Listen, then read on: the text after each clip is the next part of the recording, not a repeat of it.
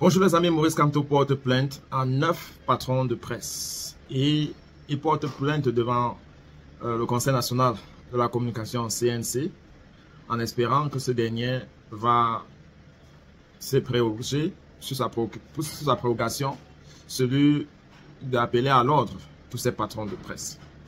Dans ce numéro, j'aimerais qu'on étudie l'impact d'un tel acte en cette année électorale 2025. C'est un compte rendu signé Joël Sengé et Gizogo. En plein débat sur l'application de l'article 80 du Code électoral, Elekam vient d'annoncer du nouveau lors de la première session du Conseil électoral pour l'année 2025 à Yaoundé. Nous avons pu créer une nouvelle fenêtre numérique entièrement sécurisée qui sera reliée au site web officiel d'Elections Cameroun. Cette plateforme accessible en ligne permettra aux citoyens intéressés de vérifier en un clic leur statut d'inscription et où qu'ils se trouvent à partir de leur smartphone. À cette occasion, vous savez, cette plainte, avant qu'on ne va dans le fond, à savoir si elle peut prospérer ou pas, forte est de constater que associer le MLC à la base est un projet qui vise à présenter le MLC comme un parti violent. Ceux qui avaient présenté l'UPC à l'époque comme une formation politique violente avaient eu gain de cause parce que personne n'aime s'associer avec la violence. Autant le peuple veut l'affrontement, ce même peuple-là peut être facilement maniable avec les discours qui visent à présenter la paix comme l'idéal, même si les pratiques de ceux qui l'utilisent le plus souvent sont questionnables. Dans les 48 heures de pouvoir de Robert Greene, il parle quelque part de ne jamais laisser que ta réputation soit hypothéquée. Chaque formation politique qui aspire au pouvoir devrait en réalité tout faire pour ne pas être associée à la violence. Je prends l'exemple de la crise anglophone qui est en cours. Lorsque les exaltations ont commencé et que la population a été plusieurs fois victime, le discours de ceux qui étaient en charge de gérer la crise a rapidement tourné et présentait alors la population comme victime de cette crise-là, en disant que les terroristes, ceux qui s'appellent les Self-Defense Forces, qu'ils torturent le peuple, et avec évidence. Lorsque cette thèse-là a été successivement bien manœuvrée, ça a véritablement donné du crédit au pouvoir public qui a la force régalienne et qui a le droit de défendre le territoire national, quels que soient les moyens. Donc, ceux qui pensaient qu'ils se défendaient et qui de temps à autre torturaient le peuple en disant que ce sont des black legs, ont vu la réputation de ce qu'ils estimaient quelque chose de positif tourner rapidement en quelque chose de négatif. Donc, si le MLC laisse traîner dans l'opinion qu'elle a une branche armée, qu'elle a des militants qui peuvent du jour au lendemain se transformer en des personnes violentes, eh bien, le peuple va très vite le sanctionner. Donc, loin d'être une mesure d'intimidation, Maurice Kamto protège la réputation du MLC.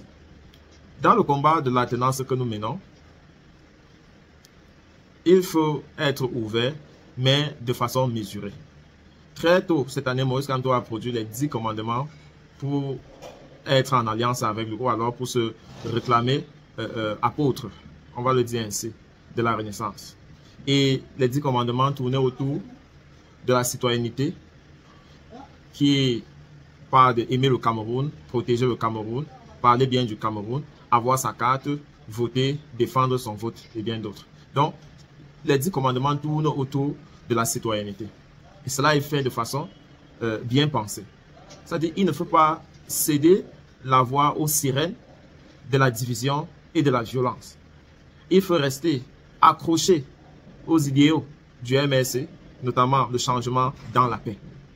Il faut véhiculer ce message-là jusqu'à ce qu'il atteigne des profondeurs pour que ceux qui apportent des messages discordants ne trouvent pas des oreilles pour les déposer. Les jeunes sont instrumentalisés dans les 10 régions pour défendre l'acte posé contre le ministre de la Jeunesse en France, en Belgique, en voulant donner l'impression que ce sont que des personnes qui posent ces actes-là sont liées au MNC. Et donc, MNC de son côté fait tout pour se désolidariser de cette branche violente-là. Et elle le fait en demandant à ceux qui portent l'accusation sur lui de prouver. Je ne sais pas si vous comprenez.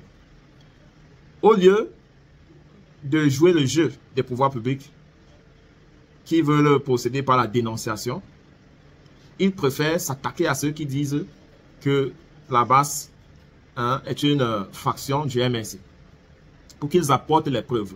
Sinon, c'est la diffamation qui est punie par le code pénal. Voilà un peu la logique dans laquelle le professeur Maurice Kamto et le MNC veulent évoluer.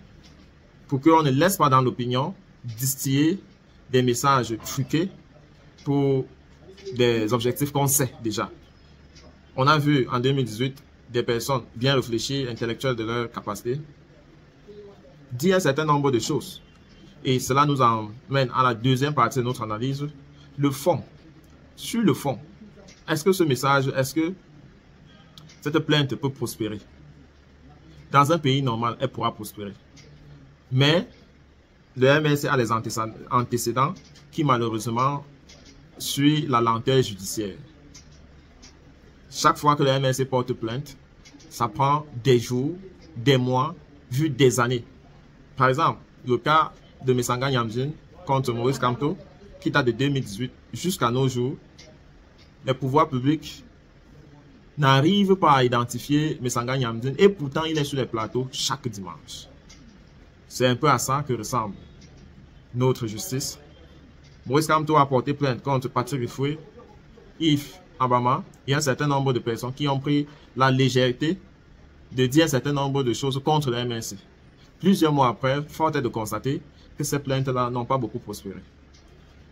Est-ce qu'il, pour acquérir mon âme une fois sur les plateaux, il avait dit que Maurice Kamto et le MNC sont habitués de l'agitation judiciaire, c'est-à-dire ils multiplient les plaintes en emploi infini, même quand ils ne sont pas convaincus que ces plaintes-là peuvent aboutir. Et nous l'avons rétorqué en disant, c'est une façon de nous d'éduquer le peuple sur la nature, la réalité du système qui nous gouverne. Alors que nous multiplions les actes, en exposant les faiblesses du système en place, le peuple prend conscience de son sort. Pour acquérir mon âme qui sait déjà l'absoluté, c'est-à-dire qu'il est dans un système absolu, il ne peut critiquer que lorsqu'il sait que ça va aboutir.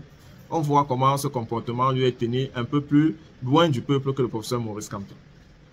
Donc, j'ai cru que ces plaintes-là représentent la vengeance, la non-tolérance, le non-fair play et un certain nombre de valeurs que le MNC n'a pas. Et bien loin de là, il est question de protéger la réputation du MNC pour que chaque personne qui s'aventure à diffamer le nom de son leader et de cette formation politique au Cameroun soit à même devenu justifié, sinon qu'il puisse payer par la liberté de mentir qu'il se serait donné. C'est toujours un plaisir de partager avec vous. Dites-nous en commentaire ce que vous inspire cette plainte du MNC et à très bientôt.